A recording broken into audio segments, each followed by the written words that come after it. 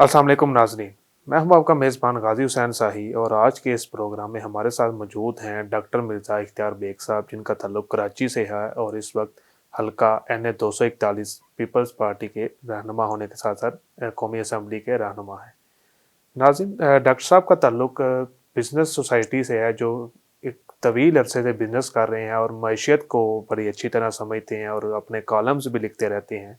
आज के इस प्रोग्राम में हम डॉक्टर साहब से बात करेंगे कि ये जो करंट हालात चल रहे हैं, सिचुएशन चल रही है, हालिया जंग चल रही है, इसमें पाकिस्तान का रोल क्या है और पाकिस्तान को जो पजीराई मिल रही है इन मुज़ाकरात में, उसके ऊपर हम बात करेंगे।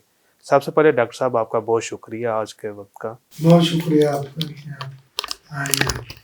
सर, सबसे पहले ये बताइएगा, ये जो अभी हालिया मुज़ाकरात की बात चल रही है, अमेरिका के नायब सदर आ रहे हैं, पाकिस्तान और ईरान का एक बड़ा ग्रुप जो है मुज़ाकरात के लिए पाकिस्तान आ रहा है और पाकिस्तान इस वक्त पूरी दुनिया का अमन का किरदार अदा कर रहा है। इसके ऊपर आप क्या कहना चाहेंगे?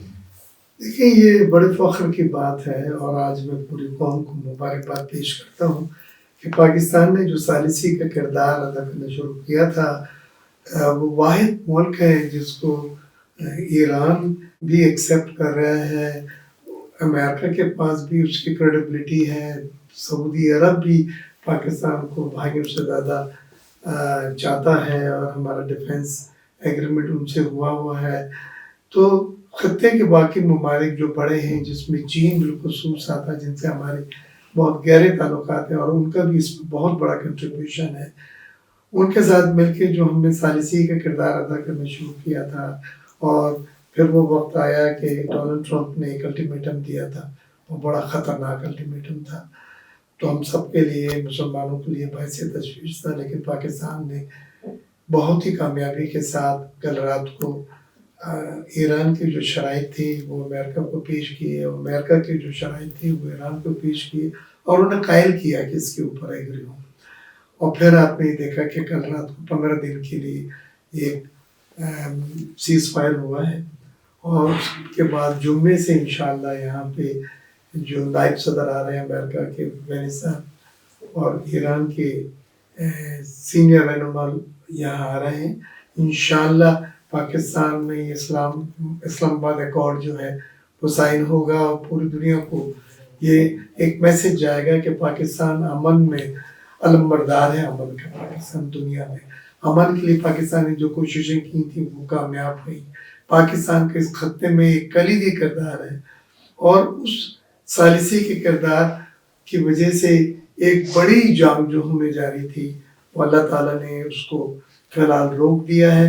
आगे जो कोशिशें हैं और जो सिग्नल्स आ रहे हैं वो यही हैं कि इंशाअल्लाह एक बड़ी सीज़ फायर होगी और माशी नुकसानात जो हम फिक्रमंद थे, मैं बिलखुसूस मैंने कल कौमी असम्बली में भी अपनी तकरीर में ये कहा था कि जी रेमिटेंसेस कम होंगी, बाहर बेरोज़गारी होगी, वो लोग पाकिस्तानी दोबारा पाकिस्तान में आएंगे, अफरात-ए-ज़र बढ़ जाएगा, हमारा GDP ग्रोथ स्लो हो जाएगी और इन सब चीज़ों से माशी सुस्त रवि मुझे नज़र आ रही थी। लेकिन अल्लाह ताला का बहुत करम है कि पाकिस्तान पे अल्लाह ताला मेहरबान है। मार्का हक जो मई में पिछले साल था, जिसमें हमने इंडिया को मुंहतोड़ जवाब दिया था, उसके बाद ये दूसरी उससे बड़ी कामयाबी है जो पाकिस्तान को अल्लाह ताला ने दी।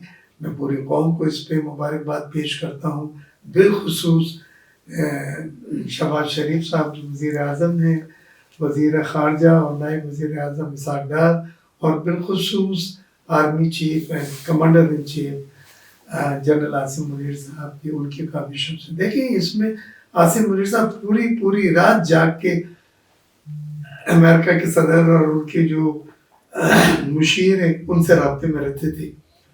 इसहाक़ डार साहब फ्रैक्चर बोन लेके गए चाइना, उनका हड्डी टूटी हुई थी और उसके ऊपर वो मुल्क के लिए वहाँ जाके उन्होंने जो अहम मीटिंगें थी वो निपटाएं, जिस नतीजे में आज ये सीज़ फायर हुआ है और चाइना भी इसमें ऑन बोर्ड है।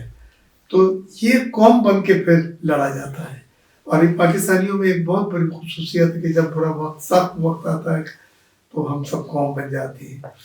मैं समझता हूँ मुल्क में अल्लाह ताला सियासी इस्तेकाम दे और साथ साथ پاکستان کو یہ جو عزت، یہ مقام، جو مرتبہ ملا ہے، اس کو قائم رکھنے کی اللہ تعالیٰ ایک پاکستان کو ایک موقع دے. لیکن خطے میں پاکستان کا جو مقام ابھر کر آیا ہے، ہم سب کو اس پر فخر ہے. قوم مبارکباد پیش کرتی ہے ہمارے لیڈروں کو جن کے میں نے نام لیے، اور باقی پوری قوم کو، کابینہ کو، وزیر خزانہ کو، سب نے مل کے اس میں جان لڑا کے ایک کردار ادا کیا ہے.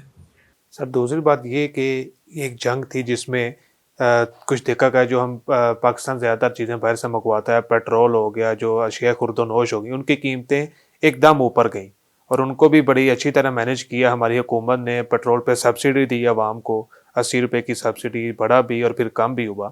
تو یہ بتائیے گا کہ ایکسپورٹ میں جو پاکستان کی، کیونکہ آپ کا خود بھی تعلق بزنس کمیونٹی سے ہے، تو ایکسپورٹ پہ پاکستان کا کیا اثر پڑا، اور پاکستان کے دوسرے ممالک کے ساتھ جو بزنس تعلقات تھے اس میں کیا بہتری ہے؟ دیکھیں، ایکسپورٹ میں تو پورے دنیا میں غیر یقینی صورتحال پیدا ہو چکی ہے، جس کو ہم انسرٹینٹی کہتے ہیں. اس میں آدمی ویٹ اینڈ سی میں چلا جاتا ہے. جو ہمارے آرڈر تھے باہر جس سے وہ امپورٹ کر رہے تھے، اب انہوں نے روک دیے یہ کہہ کے کہ جی شپمنٹ راستے نہیں ہے، راہداری نہیں ہے، اب نئے امروز وہ بند ہے، اور فریٹ بڑھ گیا ہے، انشورنس چارجز بڑھ گئے ہیں. تو ہمیں سمجھ میں نہیں آتا کتنی لاگت آئے گی. تو فی الحال انہوں نے ہولڈ آن کر دیا تھا. ہولڈ آن 1 مہینے کے لیے بھی ہو سکتا ہے، ہولڈ آن 6 مہینے کے لیے بھی ہو سکتا ہے، لیکن ہمارا ملک افورڈ نہیں کر سکتا. اس سے ہماری ایکسپورٹ جو ہے اسٹیگننٹ ہو گئی تھی، جمود کا شکار تھی. تو آج federation of Pakistan chamber of commerce میں بھی میں جا رہا ہوں، میڈیا سے بھی مل رہا ہوں، ہارون اختر صاحب بھی آ رہے ہیں. وہاں پہ بھی ہم نے اسی چیز پہ بات کرنی تھی کہ یار بے روزگاری جو ہوگی اور جو پاکستانی واپس آئیں گے اس سے ریمیٹنسز کم ہوگی. تو اس کے لیے پاکستان نے کیا حکمت عملی تیار کی ہے.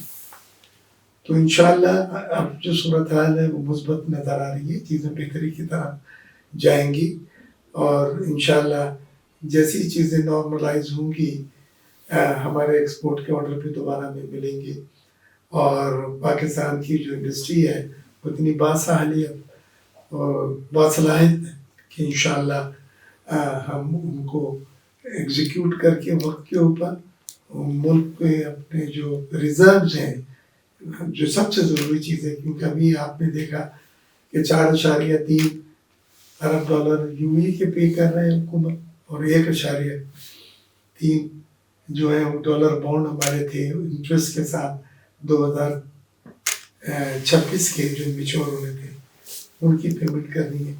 یہ پاکستان کا ایک بڑا مثبت تاثر جائے گا کہ پاکستان نے ان حالات میں بھی جو ادائیگیاں تھیں وہ وقت پہ کی، سود کے ساتھ جو ان کی دینے تھے اس میں دی، اور پھر بھی ہمارا روپے مستحکم رہا، ہمارے ذخائر مستحکم رہے. اور یہ میں سمجھتا ہوں بڑی بات ہے ہماری معاشی مینیجرز کے لیے کہ انہوں نے somehow مینیج کریں. سر پاکستانی قوم کو آپ کیا پیغام دینا چاہیں گے کہ ایک طرف پوری دنیا جو ہے وہ جنگ میں لگی ہوئی ہے، حالات باہر بندے کے سامنے ہیں، اور دوسری طرف پاکستان اس حالات میں بھی کامیابیاں سمیٹی جا رہا ہے. یقیناً ہماری سفارتکاری میں جو ہماری کامیابیاں ہیں، ہماری جو اکانومی بہتر ہو رہی ہے، جو ہر چیز عوام کو ریلیف دینے کے لیے پی ایم صاحب اور ان کی ساری ٹیم لگی ہوئی ہے. تو اس کے اوپر آپ قوم کو کیا پیغام دینا چاہیں گے اس مشکل حالات میں؟ دیکھیں، اپنے پالیسی میکر پر ٹرسٹ کریں، اعتبار کریں. ہماری جو وزیر اعظم صاحب، نائب وزیر اعظم، وزیر خارجہ، وزیر خزانہ، چیف آرمی کے جو فیلڈ مارشل ہیں، انہوں نے ہر موقع پہ پاکستان کو وہ عزت، وہ منصب دلایا ہے جو ہمارا حق ہے، جو ہمارا منصب ہے. ہمیں پالیسی میکرز پہ اعتبار کریں. باہر بہت سارے ممالک پاکستان کی ترقی پہ، اس خوشحالی پہ، اس عزت مقام پہ خوش نہیں ہیں. وہ ہماری لوگوں کے ذریعے کوشش کر رہے ہیں، بلوچستان کے ذریعے یا افغانستان کے ذریعے، کہ ملک میں انریسٹ پیدا کریں، اور اس سے ہمارے جو ہے ملک میں امن کی اور دہشت گردی کی صورتحال جو ہے وہ مزید خراب ہو. لیکن یہ ہم پر ہے کہ ہم سیاسی استحکام ملک میں پیدا کر کے ان سب چیزوں پہ قابو پا سکتے ہیں. میں سمجھتا ہوں اس وقت ہمیں جو پولیٹیکل مفادات ہیں اس کے اوپر قومی مفادات کو لے کے جانا ہوگا. ملک کے قومی مفادات مقدم ہیں، اس کے لیے ہم سب ہر طرح کی چیزیں ہمیں جو ہے اس کو سیکریفائی کر دینا چاہیے، چاہے وہ سیاسی مفادات ہوں، چاہے وہ ذاتی مفادات ہوں.